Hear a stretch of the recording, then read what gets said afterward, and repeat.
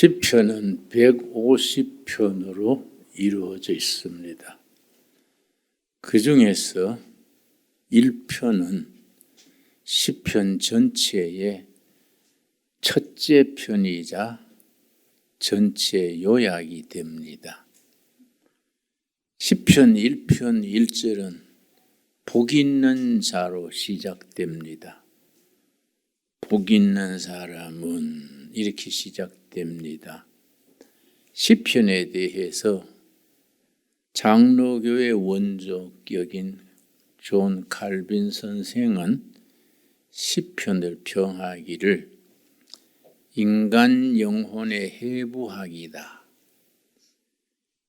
인간 영혼 속에 있는 탄식, 아픔, 자랑, 명예, 수치, 인간 영혼에 대한 해부학이 시편이다. 그렇게 표현을 했습니다. 시편은 구약의 찬송가하고 기도문입니다. 본래 찬송가가 기도에 곡을 붙인 것이 찬송가니까 구약의 기도서라 할 수 있겠지요. 기도서인데 거기에 곡을 붙여서 하나님께 찬양으로 드리는 시편입니다. 우리 성가대 지휘자께서 작곡을 전공하신 분이신데 우리 찬송가에 우리 지휘자가 작곡한 곡이 두 곡이 들어 있습니다. 둘의 마을에 와서 둘의 수도원에 와서 같이 고생하시는 것이 시편 150편 전체를 작곡하겠다. 그 포부를 가지고 와서 같이 공동체 생활을 합니다. 이제 좀 절반이나 했습니까? 뜸들이다가 가버리는 거 아니에요? 잘 진행되고 있습니까? 예, 기대합시다. 기대합시다. 좋은 일이지요. 우리 둘의 온라인 교회 성도가 시편 전체를 한 곡 다 작곡을 해서 그렇게 모두 찬양을 할 수 있게 한다는 것이 보통 일이 아니지요. 근데 시편 전체의 서론이자 요약인 1편, 간결하면서도 중요합니다.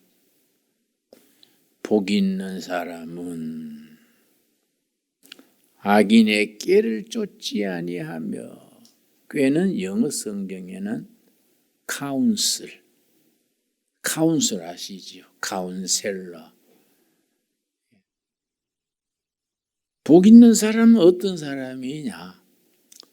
악한 사람들의 생각, 모사, 궁리, 그걸 따르지 않는다. 죄인들의 길에 서지 아니하며 죄인들과 같은 길에 따라가지 않으며 오만한 자의 자리에 앉지 아니한다. 복 있는 사람은 악인들의 꾀를 쫓지 않고 죄인들의 길에 서지 않고 교만한 자, 오만한 자의 자리에 앉지 아니한다. 그 전제를 하고서 2절, 복 있는 사람은 어떻게 복이 있게 되느냐? 1장 2절이지요. 오직 여호와의 율법을 즐거워하여, 오직 강조문이지요. 강조. 하나님의 복을 받는 데는 다른 길이 없다. 옹리, 오직 여호와의 율법을 밤낮으로 즐거워하면서 율법을 주야로 묵상하는도다. 이 묵상이란 말이 그 말의 의미 때문에 혼란이 있습니다. 묵상할 때 묵자가 침묵할 때 묵자이기 때문에 입 다물고 조용히 있는 것을 묵상으로 오해합니다. 그러나 시편 1편에 나오는 묵상은 우리말로 정확하게 표현을 하자면 조용히 속으로 생각하는 묵상이 원문의 뜻이 아닙니다. 우리말에 정확한 단어가 있습니다. 읊조린다. 다른 사람 들리지 않게 혼자 복 있는 사람은 악인들의 길을 쫓지 아니하며 죄인들의 길에 서지 아니하며 이 읊조리는 거죠. 다른 사람에게 지장이 없을 정도로 흥얼흥얼 읊조리는 그 단어입니다. 의미가 다르지 않습니까? 그 성경 묵상 그래가지고 우리는 조용히 마음으로만 생각하는 것을 묵상으로 생각하는데 우리가 인식을 고쳐야지요. 성경의 전통의 묵상은 자기 입의 말이 자기 귀에 들릴 정도로 읊조리는 것을 묵상이라는 말의 정확한 뜻입니다. 그래서 운전하면서도 설거지하면서도 산길을 가면서도 그냥 가는 게 아니라 복 있는 사람은 여호와의 율법을 밤낮으로 즐거워하고 그 율법을 밤낮으로 읊조리는 자로다. 그 사람이 복 있는 사람이지요. 근데 그 사람이 받는 복이 어떤 복이냐? 복의 내용이 3절입니다. 3절. 그는 복 있는 사람은 여호와의 율법을 밤낮으로 읊조리는 사람 그는 시냇가에 심은 나무가 철을 따라 열매를 맺으며 그의 잎사귀가 마르지 않는 복과 같은 복이다. 복 있는 사람이 받는 복을 구체적으로 내용을 말해 줍니다. 그는 시냇가에 심은 나무와 같은 복이다. 그러면 시냇가에 심은 나무가 받는 복이 어떤 복이냐? 우리나라하고는 일기가 다르지 않습니까? 이스라엘 나라는 연평균 강우량이 200mm입니다. 우리는 한 1500, 1600mm인데 1년 다 합쳐야 200mm니까 어쩌다가 비가 오는 거지요. 그래서 비가 올 때만 흐르는 냇물이 비가 안 올 때는 바싹 마릅니다. 그걸 마른 시내에서 건천이라 해요. 건천. 그런데 위로는 물이 안 흐르지만은 밑으로는 흐르는 거예요. 지하수로는. 밑으로는 물이 흐르니까 시냇가에 심은 나무는 위로는 물이 없지만은 밑으로는 물이 흐르니까 그 뿌리가 물에 늘 공급받는 거지요. 복 있는 사람은 시냇가에 심겨진 나무가 가뭄에도 늘 물에 공급받는 복이다. 그래서 성경에서 물 그러면 성령, 그러고 떡 그러면 말씀, 또 운동 그러면 전도, 이런 상징적인 말이 있지요. 그래서 물가에 심겨진 나무가 받는 복이다. 물가에 심겨진 나무가 어떤 복이냐? 가물어도 물가의 나무는 지하로 흐르는 물의 뿌리에 물을 받아들인다. 이건 무슨 영적으로 말하면 성령과 늘 교통함이 끊어지지 않는다. 성령과 늘 교통이 끊어지지 않으면 물가에 심겨진 나무는 어떤 복이냐? 시절을 쫓아 푸르다. 그러고 때를 따라 열매를 맺는다. 열매를 맺는다. 열매. 뿌리로 물을 늘 공급받기 때문에 늘 잎이 싱싱하고 열매를 맺는다. 다시 영적으로 해석하면 성령과의 교통이 늘 이어지기 때문에 불경기에도 코로나가 와도 시련이 와도 성령과 교통은 끊어지지 않는다. 그러니까 늘 인생이 싱싱한 거예요. 그러고 싱싱하고 건강하고 거기서 열매를 맺는 거예요. 열매. 그런데 성경에 열매란 말이 나오는데 4가지 경우에 열매가 나옵니다. 물가에 심겨진 나무가 성령에 늘 교통함을 받는 성도와 같아서 삶이 늘 싱싱하고 싱싱해야 안 되겠습니까? 믿는 사람이 다 깔아져서 우울증 걸린 것처럼 찌푸리고 살면 그거는 곤란하지요. 그 물가에 심겨진 나무가 누리는 복을 못 누리는 거예요. 늘 성령과 말씀과 교통을 해서 물가에 심겨진 나무처럼 싱싱하고 열매를 맺는 거지요. 성경의 열매는 몇 가지라고요? 4가지. 첫째는 세례 요한이 한 말 있지요. 회개에 합당한 열매를 맺어라. 세례 요한이 말하기를 도끼가 이미 나무 뿌리에 놓였다. 회개하지 않는 나무는 찍어 불쏘시개로 쓰겠다. 그러니까 회개에 합당한 열매. 회개란 건 뭐냐? 지금까지 세상에 속해서 살던 행동, 사고방식, 가치관에서 돌아서는 것이요. 회개라는 것은 돌아서는 겁니다. 본래 죄를 회개한다 할 때 죄라는 말이 성경 원문에는 죄가 하말티아인데 하말티아의 본래 의미가 뭐냐? 빗나간 화살이 하말티아입니다. 그건 하나님과 나와의 바른 관계에서 벗어나 버린 거지요. 하나님과 나와의 관계가 깨진 것이 죄지요. 본질적으로 말해서 하나님과 나와의 관계가 빗나가서 깨진 관계를 돌이키는 겁니다. 하나님과의 관계를 회복하는 것. 이 회개지요. 회개에 합당한 열매. 그래서 회개를 한 사람은 한 가지 변화가 있습니다. 삶이 변하는 거지요.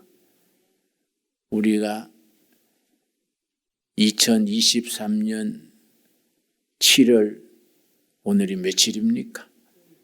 뭔가 변화가 있기를 바랍니다. 행동과 생각과 관계가 변해야 돼요. 관계. 이게 이제 회개지요.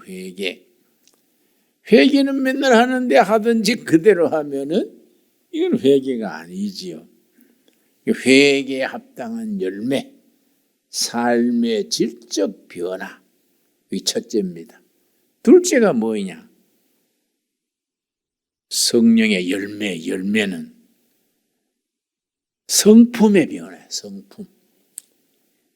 맨날 핏대 내고 신경질 내고 부정적인 생각을 하던 사람의 사고방식이 바뀌는 거예요. 성품이 바뀌는 거예요. 이 성품을 영어로는 캐릭터. 그래서 갈라디아서 5장 23절에 성도가 변화되어야 될 캐릭터, 성품이 9가지가 나옵니다. 그걸 성령의 열매라 그러지요. 우리 한번 찾아봅시다. 다 아는 말씀이지만 갈라디아서 5장 23절을 일컬어서 열매장이라 그래요. 열매장. 갈라디아 5장 23절이 무슨 장이라고요?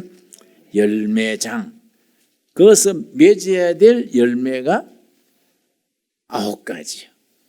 9가지 성령의 열매는 예수님을 믿고 회개함으로 성품이 변화되는 9가지지요. 그래서 예수 믿고 은혜 생활하면은 성품이 바뀌는 겁니다. 바뀌게 되는 성품 9가지요. 5장 23절 말씀. 5장 22절, 23절인데 오직 성령의 열매는 성령의 열매. 그러고 이제 9가지가 나와요. 첫째가 뭡니까? 사랑. 둘째, 희락은 기쁨이요. 기쁨, 조이, 엔조이 한다는데 조이. 성령을 받고 열매 맺으면 사는 게 기쁜 겁니다. 맨날 돈 주선 사람처럼 기쁜 거예요. 길 가다가 돈 주워 봤습니까? 돌려줄 값에 기분이 좋아요. 늘 싱글벙글 웃는 겁니다. 성령 받은 사람은 주머니에 먼지만 들어있어도 기분은 좋은 거예요. 이 성령의 열매예요. 한 세상 그래 울적하게 살지 말고 웃으면서 기쁨을 누리고 삽시다. 기쁨이 희락이에요. 희락. 옛날 중국식 표현이지요. 희락 이 말을 바꿔야 돼요. 기쁨 하면 낫지요. 기쁨과 화평. 화평은 관계. 영어로는 딱 정확한 말이 있습니다. relationship. 성령 받으면 관계가 바뀌는 거예요. 관계. 그 관계는 3가지입니다. 3가지. 3가지가 합쳐져서 관계입니다. 그 히브리 말로는 그게 살롬입니다. 살롬. 그 유대인들은 지금 또 인사가 살롬이에요. 살롬. 우리말 안녕하십니까 하는 게 유대인들은 살롬. 살롬은 관계, relationship. 그 3가지가 있는 겁니다. 하나님과 나와의 관계. 둘째, 이웃과의 관계. 셋째가 중요하지요. 나 자신과의 관계. 자기가 자기를 사랑해야 돼요. 자기가 자기를 높이 평가해야 돼요. 그걸 자긍심. 자기가 자기를 비하시키는 사람들이 있습니다. 아이고 내 같은 주제에 아이고 내야 그 옛날 일본 사람들이 우리나라 사람을 좀 낮추어 말할 때 조센징 그랬지요. 조센징 바까야로 이래. 조선인은 바보다 그랬는데 자기들도 잘난 것도 없으면서 나는 일본 가서 동경거리 걸어보면 나는 한국에서는 좀 못생긴 편인데 일본 가서 보니 나도 괜찮더라고요. 나도 괜찮네. 그 사람들이 영 우리보다가 얼굴이나 체격이나 더 떨어졌어요. 그 일본 가면 어깨 딱 펴는 겁니다. 응? 그 우리가 자기가 자기를 사랑해야 돼. 일본 사람들이 우리를 조센징 그러면 딱 허리 펴고 그래. 조센징이 어땠어? 조센징이 얼마나 아담하고 똑똑하고 너희보다는 한 급 높지 이래 나가야 되는데 맨날 우리 어른들이 괜히 기가 죽어가지고 그래 엽전은 할 수 없어. 한국 사람들이 스스로 낮추는 걸 엽전 그래. 엽전. 옛날 쓰다가 못 쓰는 돈 엽전이지요. 엽전 아이고 엽전 신세 엽전 따라진데 할 수 있냐? 이게 이제 자기가 자기를 사랑 안 하는 거예요. 자기가 자기를 사랑 안 하는데 누가 높여주겠습니까? 안 그렇습니까? 그 자긍심, 그걸 회복해야 돼요. 자긍심. 야, 나도 괜찮은 사람이요. 응? 참, 성품도 좋고, 앞으로 잘 될게요. 자기를 사랑해요, 자기를 사랑. 응? 그 마음을 꼭 은혜 중에 가지게 되기 바랍니다. 그게 살롬이에요, 살롬. 그걸 본문에서는 화평이래, 화평. 화평과 오래 참과 인내지요. 시련도 불경기도 꿋꿋이 참고 가는 것. 자비와 내 입장에서 아니고 상대방의 눈높이에서. 그래서 나이 70 넘어 80이 되니까 좋은 점이 있어요. 상대에 대한 이해가 높아져요. 누가 나한테 못된 나쁜 소리 해도 아이고 요새 뭐 신경질 날 일이 있는 모양이다. 나한테 저리 화풀이 하는 거 내가 받아줘야지. 내가 그걸 말을 만들었습니다. 스폰지 목회, 스폰지. 내가 만든 말이요. 목회를 하려면 스폰지 목회를 해야 된다. 왜냐? 상대방이 모난 거, 버릇없는 거, 뭐 못된 소리 하는 거, 그걸 뭐 탁구 치듯이 네가 그 말하면 나는 뭐하나 하고 주고받고 하면은 점점 더 불행해지는 거지요. 스폰지가 물을 받아들여서 가만히 품고 있듯이 상대방이 나한테 못된 소리 해도 그래, 지가 답답해 그런 거지. 내가 이해해 줘야지. 뭐 다른 건 못해도 들어주는 기나 하자. 이 스폰지 목표. 상대방이 뭐 스트레스 주는 거, 악쓰는 거 그냥 통과해, 통과. 그렇지요? 그래서 누가 그래요? 기가 왜 둘이 있느냐? 기가 하나만 있어도 될 텐데 왜 둘이 있느냐? 한쪽 귀로 들은 걸 얼른 딴쪽 귀로 쏟아뿌려라 이거야. 그 둘이 통과. 스트레스 받지 말고 가슴에 품고 두고 보자 하지 말고 통과야, 통과. 이게 자비요, 자비. 그 다음 뭡니까? 양선. 상대방을 격려하고 북돋아주고 허물은 덮어주고 좋은 점은 박수 쳐주고. 여러분, 우리 교회 생활에 보기 싫은 사람이 있더라도 덮어줍시다. 그리고 앉을 때 자기 싫은 사람은 딴 자리에 옮겨 앉아요. 옆에 앉아가지고 괜히 스트레스 받지 말고. 교회 다니다가 상처받은 사람이 너무 많습니다. 그래서 아이고 아무개 건사 뵈기 싫어서 못 가겠다 이런 사람도 있어요. 예. 그럼 안 보면 될 거 아닙니까? 자꾸 눈에 보이는 걸 어떻게 안 봅니까? 그래서 그 예배 시간에 눈 감고 보소. 눈 감고. 그 상대방의 좋은 점을 북돋아주고 허물은 덮어주고. 이게 양선이에요, 양선. 자꾸 칭찬해주고 높여주고 그럽시다. 칭찬하는 걸 연습해야 돼요.